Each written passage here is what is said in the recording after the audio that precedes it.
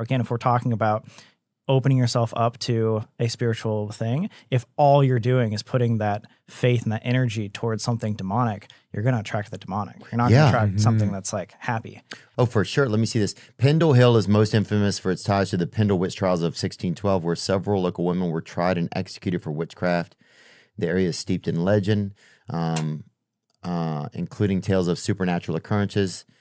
Does it have any more? Can you give me a little bit more information about the witches? Maybe you could say, like, look up the story of Allison Device. This is how it all started. How you guys found it? Oh, this is how it all began. This is how it all began. I wish we found this. That'd be crazy. So cool. The story of Allison Device, Allison, is central to the infamous Pendle Witch Trials of 1612 in Lancashire, England. She was a young woman from a poor family who one spring morning encountered John Law, a peddler from Halifax, while walking to Trawden Forest. Allison asked him for some pins, a common request at the time, as pins were believed to have uses in folk magic. Law refused, prompting Allison to utter a curse against him, upon which Law soon collapsed, suffering symptoms that were later recognized as a stroke. Called it.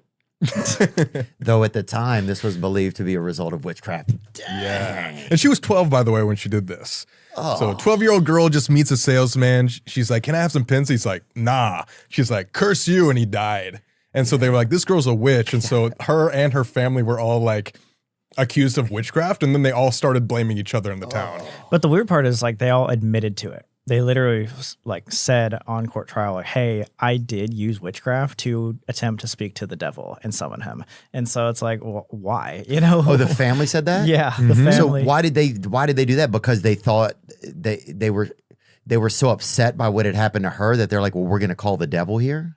Well, they were admitting that in previous times they had already I see. they had already been in witchcraft and they've already been a so part her of it. family was a little bit familiar with witchcraft. Yeah. Already. Oh, but also, what's that dude doing just gooning around some 12-year-old? Yeah. You know what I'm saying, dude? Serves them right. No. Bro, what are you loitering around some 12-year-old for, dude? So true. Oh, my God. Bro, they're catching mad gooners back then.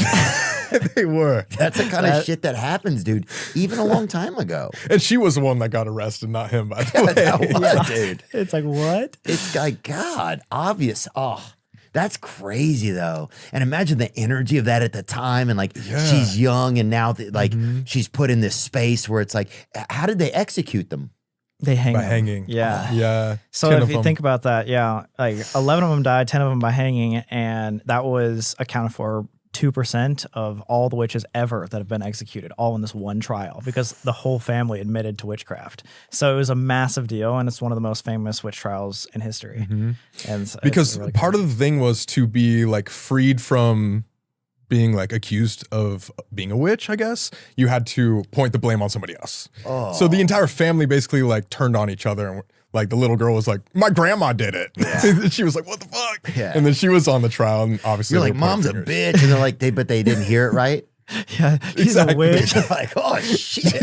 Now I'm dead. Oh, dude, that's crazy. That would be the craziest. It's almost like the sickest game show ever, where it's going to be you or you have to point the finger at somebody else. Exactly. And it's your mom. Crazy. Especially if there's nobody left. What if it's down to you and your mom? Yeah, you know? Exactly. Do I kill her? Oh God! And then you both blame each other, so you're both dead. And you're like, okay. Yeah, it's like those that meme or what the Spider-Man. Yeah. Yeah. Everybody just pointing at each other. That's the so witch funny. trials, man. Yeah. Oh, It's crazy. yeah, that would be a lot of energy being over there. One place that's like even worse than that, I think, is my top scariest we've ever gone to. Is, Wait, and will that be on Hell Week? Will that be? Is that episode coming on you guys? Is Hell Week? And how long is Hell Week? It's 1 week of just all episodes of you guys. So Hell Week is like the brand we've started for the last like 5 years. But this year we switched it to Hell Month. And so basically once a week we go to the most demonic places in the world, and we're leading up to Halloween. So every Sunday until Halloween. So it's pretty terrifying. But by far like the scariest for me of this entire Hell Month was going to the Paris Catacombs. Oh my God. I don't know if you ever heard of that. I've been there actually. You've been in the catacombs? Yeah. The illegal part or the legal part? I'm not sure. My buddy got a little like a whatever that's one of these Oh, okay. little tarsal or something. Okay. He got a bootleg tarsal off one of the staff there, like a little piece of bone. Oh, really? Yeah.